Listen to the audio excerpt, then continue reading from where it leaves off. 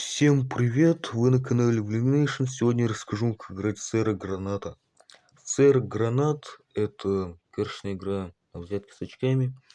Так что, если вы умеете играть хотя бы одну кэшную игру по типу Золли, Сэр Гранат станет легче вам в сложности. Так что, yes. Извиняюсь за отсутствие видео. У меня была учеба, и поэтому у меня было не очень много времени на создание видео, но у меня сейчас отдых, поэтому я опять начинаю записывать для вас видео. До сюда. Итак, для игры нужна обычная колода с 52 карт, двоих до тузов, 5 джокеров. Старшинство карт обычное, то есть двойка, тройка, четверка, пятерка, шестерка, семерка, восьмерка, девятка, десятка, валет, дама, король, туз. Двойка самая младшая карта, туз наоборот, самая старшая. Количество игроков — это 3, 4, 5, 6, 7, 8 или 9. Цель игры — получать очки. Раздача. Так. Каждый игрок получает 5 карт, 3 картами, потом 2 картами. И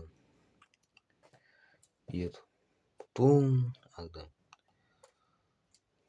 в раздаче появляются вот эти дополнительные 5 карт.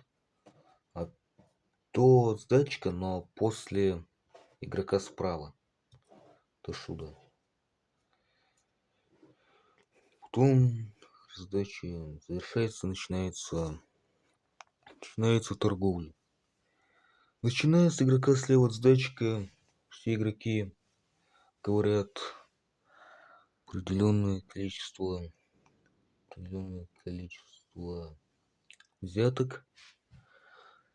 И следующий игрок, если тоже хочет сказать количество, должен увеличить свою сумму в зависимости от предыдущей ставки. То есть должно быть выше сюда. Должно быть выше, чем предыдущая ставка сюда. И это. Владелец самой высокой ставки выигрывает торговлю сюда. И еще можно поменять некоторые карты отсюда на свои карты. Потом из 10 карт выбрать один набор с 5 карт. И игрок, который решил поменять карты, он обязан набрать как минимум 5 взяток сюда. Потом торговля завершается, начинается розыгрыш. Начиная с победителя торговли, каждый ход — это расположение одной карты рубашкой вниз.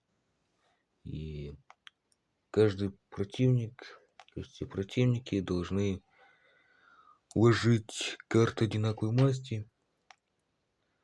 Если они отсутствуют, надо вложить карты. Надо вложить любые карты на свое усмотрение. Владелец самой старшей карты забирает взятку и укладывает следующую карту. И нет. Самая первая карта раунда, которая еще является самой первой картой победителя торговли. Масть той карты становится козырной для раунда. Сюда. Розыгрыш завершается после расположения всех взяток. Потом начинается подсчет очков. Так. Если победитель торговли, он успешно набрал объявленное количество взяток, он объявленное количество взяток получает себе в очки в плюс, а каждый противник, он то количество получает себе в минус, а и это. За каждого противника победитель торговли получает очки в зависимости от своей ставки в торговле. Если наоборот победитель проигрывает, то тогда каждый противник получает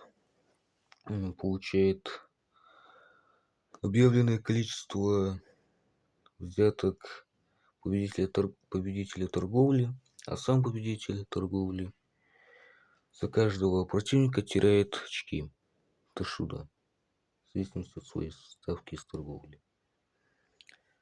Потом подсчет очков завершается